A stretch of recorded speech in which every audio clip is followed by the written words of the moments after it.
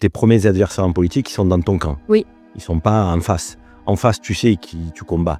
Tu sais que tu combats l'extrême droite, par exemple, quand tu es dans mon cas. Mais tu te dis que finalement, tu vas avoir des amis dans ton propre mouvement. Mais ce n'est pas le cas. Ce n'est pas le cas parce qu'on est beaucoup dans la lutte des égos, des jalousies. En fait, il y a une expression qui dit c'est pas la lutte des classes, c'est la lutte des places, Oui. en réalité.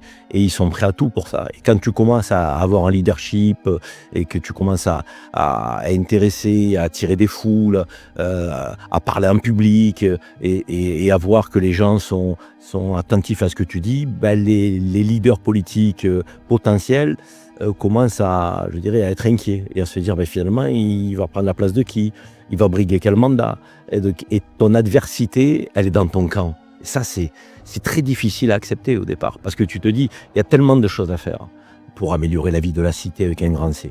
Il y a tellement de choses à faire pour qu'on puisse vivre ensemble, pour que l'économie fonctionne, pour que le social soit juste, pour que la méritocratie ne soit pas une promesse, pour que l'égalité des chances soit effective. Il y a tellement de choses à faire pour répondre aux besoins de la société qu'il faut passer 70 à 80% de son temps à se battre dans son propre camp avec les égos des uns et des autres.